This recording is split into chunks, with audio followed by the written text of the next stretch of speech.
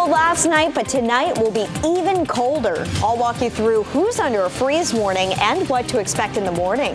Then a UNC student charged in high-tech crime, exposing a campus safety threat. How police say he was easily able to get into multiple dorms. Several vehicles have been damaged by rocks like this after running over them on roads here in Cumberland County. Being so low, that could have been really bad. I was petrified. The Highway Patrol is investigating.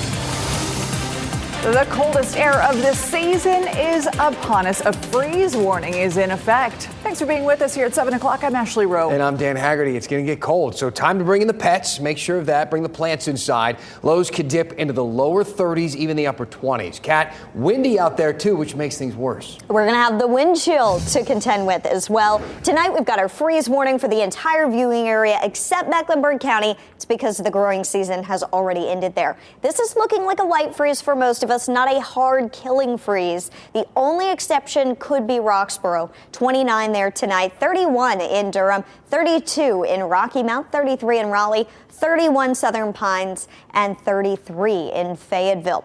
It is going to be a cold night no matter where you live. You can see a live look at downtown Raleigh. The flags blowing in the wind there. It's 51 with a wind around 10 miles per hour. So that means the wind chill is likely to dip into the 30s already by 10 o'clock tonight. When you wake up tomorrow morning, the wind chill could be in the upper 20s for a couple of hours as well. Bundle up because the cold air isn't going anywhere just yet. It'll stick around into the start of the weekend, but there are some changes on the way as we get into next week leading up to Thanksgiving. I'll have a closer look at that. Plus, Thanksgiving is on our 7-day forecast for the first time today. I'll have that for you coming up. This is Brian Schrader with breaking news from the WRAL Live Center. In the past half hour, former President Donald Trump has announced his new pick for Attorney General nominee. This is Pam Bondi, and she was Florida's Attorney General from 2011 to 2019. She also served on a committee in the Trump administration, close with the campaign there. It comes after Matt Gaetz withdrew from the Attorney General nomination earlier today over mounting concerns surrounding that House Ethics Committee investigation into illicit drug use and sexual misconduct.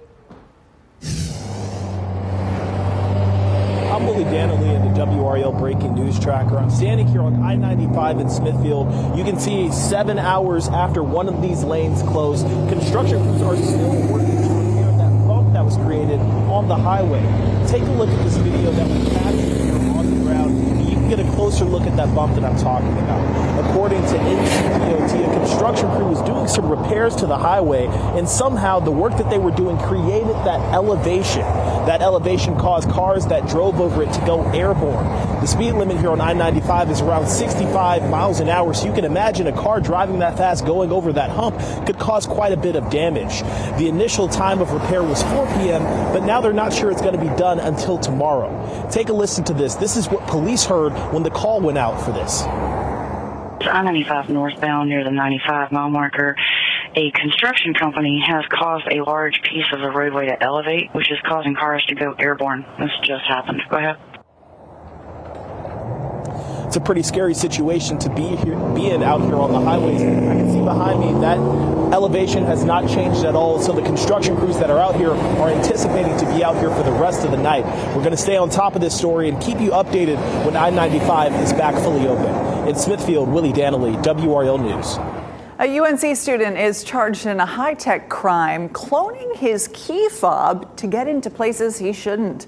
These fobs get students into dorms and faculty members into staff-only areas. It's all depending on how they're programmed. The student says this is all a misunderstanding. But WRAL Investigates Sarah Kruger found this incident could expose a safety vulnerability across campus. And the reason he did this, apparently, is that the other students' worry exposes a safety vulnerability on campus. Andrew Sue, seen here in a police search warrant, is now charged with 2 felonies and a misdemeanor. Police say he was cloning other students' key fobs, using them to go into multiple dorms that weren't his, and even at one point trying to go into offices to take a master key.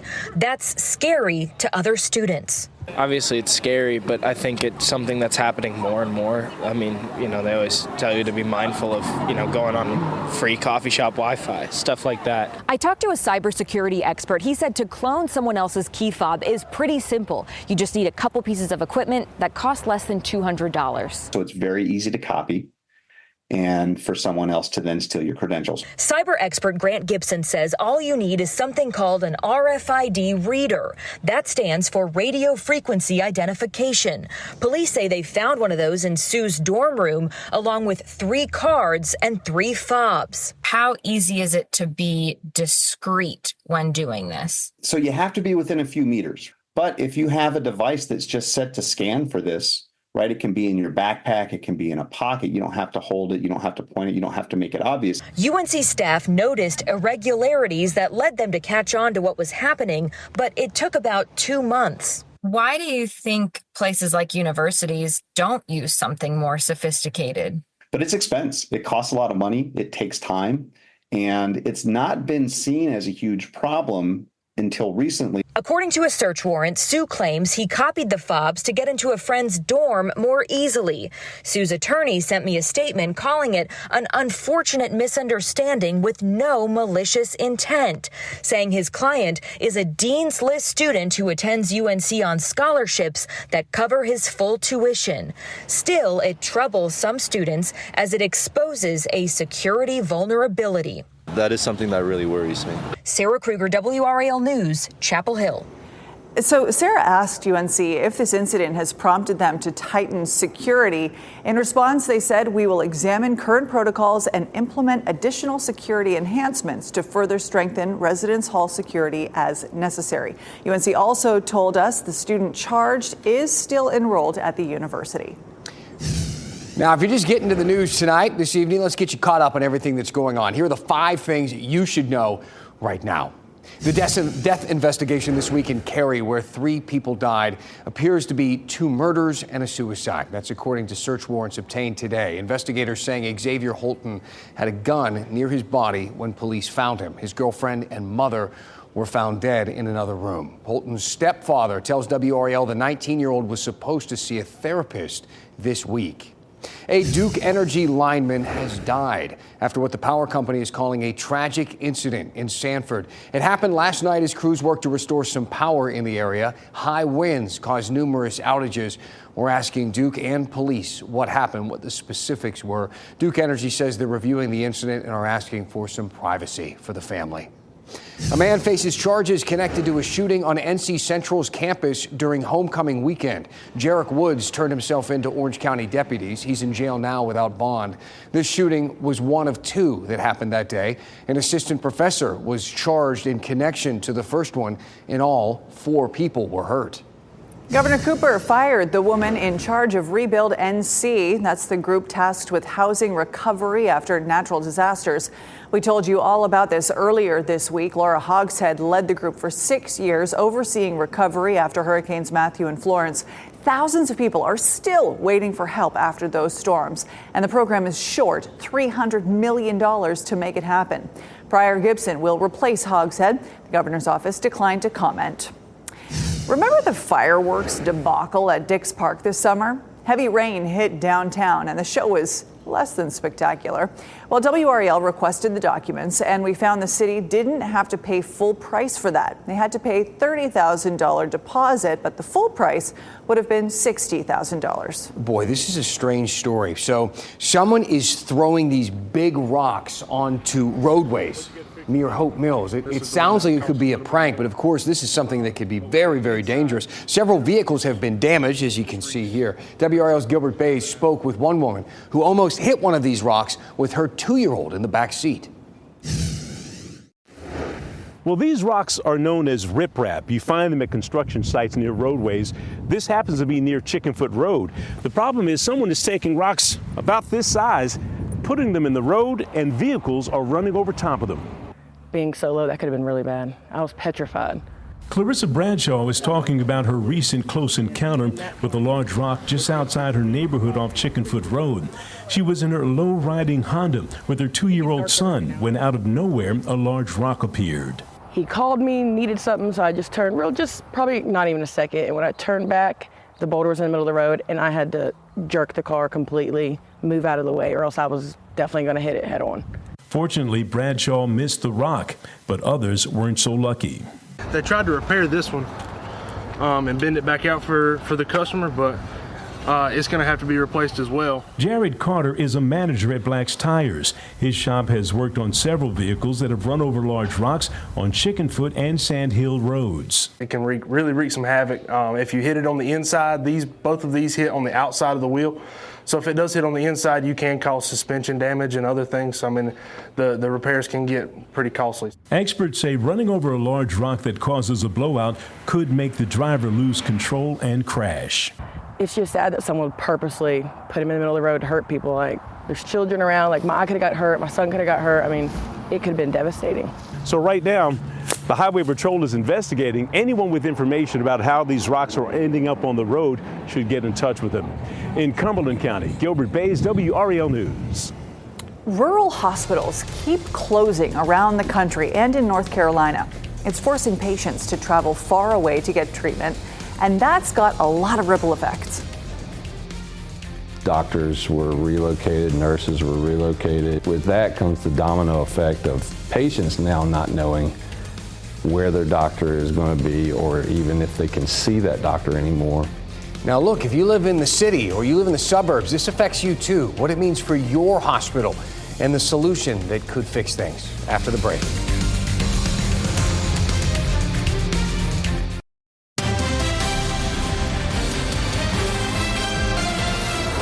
For years, hospitals in rural areas have closed their doors. But this trend doesn't just affect those communities, it affects everybody. I mean, think about it. If there's nowhere for patients to go in rural areas, they'll travel to more populated areas to get the care they need. More patients, more wait times, more to juggle. It's been just over a year since Martin General Hospital closed in eastern North Carolina, and surrounding hospitals, even those here in the Triangle, have felt the impacts of higher patient volume. As WRAL health reporter Grace Habo reports, that's just one of many consequences of closing a rural hospital. The doors here at Martin General behind me closed a little over a year ago, but it's had a big ripple effect that's still impacting families near and far.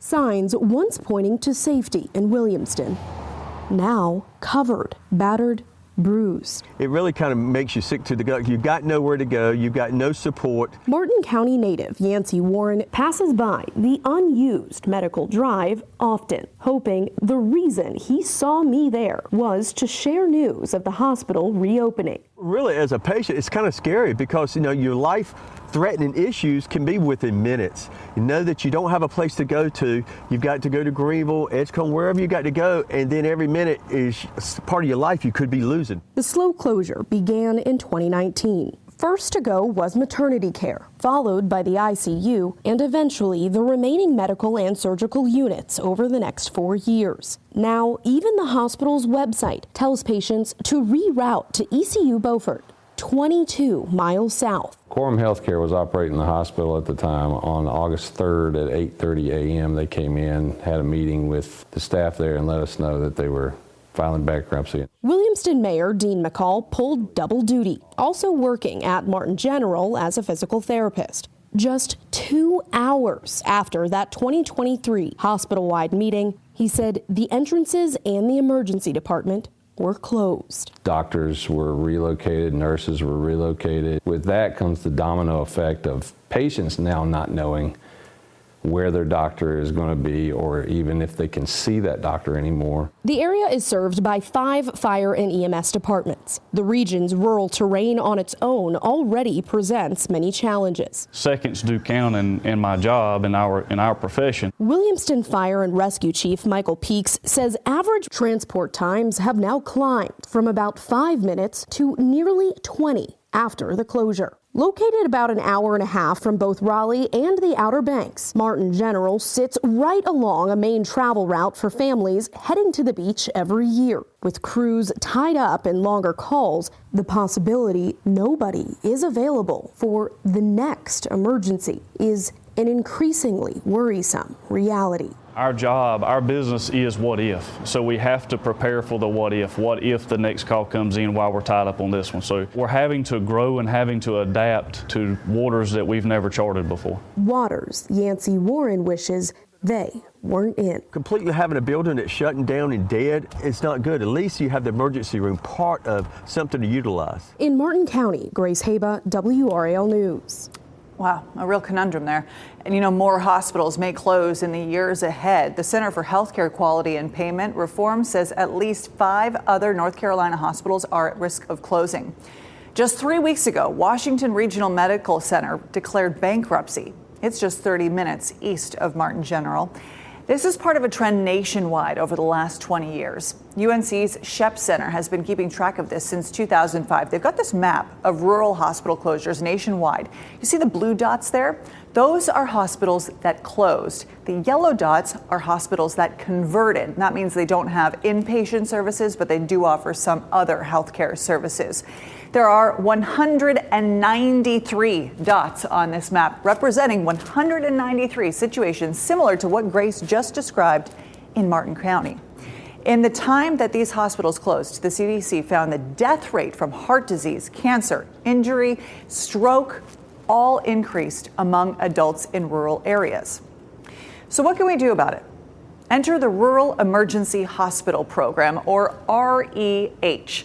It makes it so rural emergency departments can reopen. 31 of them have opened since January 2023. Those are the blue dots on this map. There aren't any in North Carolina, but that could change soon.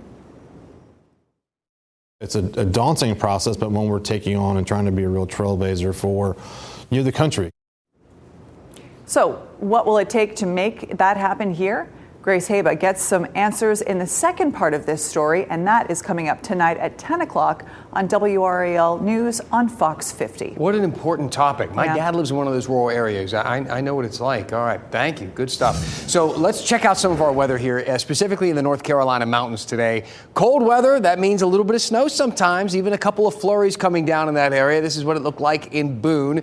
Waynesville, App State today, it looked really nice. We're on our way into winter. Can you believe it? It is almost December. We were just talking about that earlier. It feels like the calendar is flying by, and the snow is flying by the lens here in Banner Elk. I mean, look at this. It is so windy in the North Carolina mountains tonight with the snow coming down. It is coming down sideways. This is a live look right now at Lee's McRae College in Banner Elk. It's freezing up every once in a while, but no surprise with temperatures like they're going to be in the mountains tonight. And the wind chill is going to be brutal just to our west. So hopefully folks in the mountains have their power back on and a warm shelter to sleep in tonight.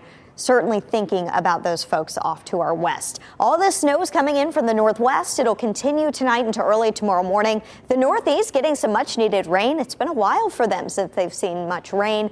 For the snow in the mountains, let's take a look at how much could fall through tomorrow. We're looking at, sizable totals for the ski resorts. Now, the lower elevations, the cities like Boone are not going to see totals quite this high, but Beach Mountain could see about 3 inches of snow. You go up towards Snowshoe and you get some really impressive November snow totals.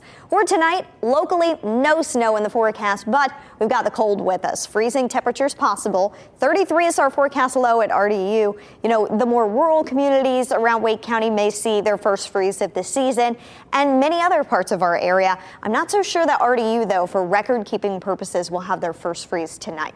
We'll keep an eye on that for you. 40 degrees the low Saturday, so not under that frost freeze threat Saturday, but we could see a frost again on Sunday morning. Next week will warm up a little bit early in the week.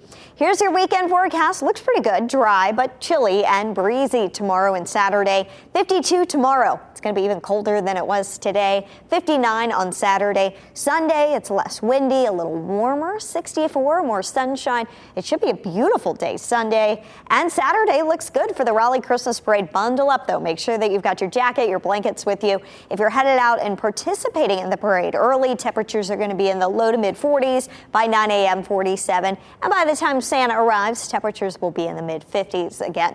We've got tree lightings happening this weekend as well. Durham, Fenton, and Cary, North Hills. Say hi to meteorologist Mike Mays. If you're going to be out at the tree lighting in North Hills, it should be pretty mild temperature-wise, upper 40s to perhaps near 50. Town by town tomorrow will be around 51 in Rocky Mount, mid 50s in Fayetteville, 35 is the high temperature in Boone tomorrow, though. It's going to be a cold day off to the west. Over in our area, we're going to stay breezy through Saturday. We start to warm up Sunday, but check out next week. 70 degrees Monday, Tuesday. It looks mild on Thanksgiving, but that may come with some rain. Thank you, Cap. We do have a big birthday to celebrate tonight. North Carolina's. Ours was the 12th state in the U.S., but it could have happened sooner. We're going to explain in your one last thing right after the break. But first, let's get you geared up for the weekend. Kat was mentioning there is so much to do, so much happening in our area. This time of year, a great time to get out and about.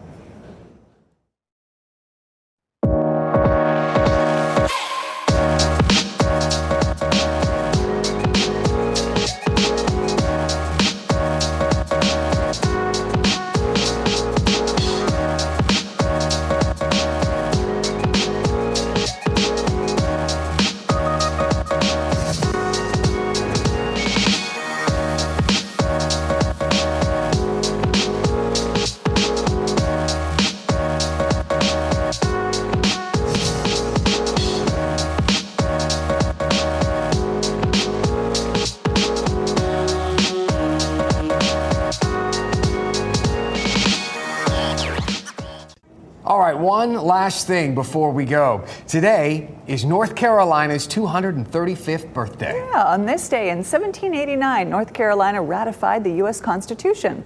They could have done it a year earlier, though. North Carolina rejected the Constitution at first. At the 1788 convention in Hillsborough, they delayed becoming a state. We weren't ready, okay? They didn't give it the okay until the Bill of Rights was passed.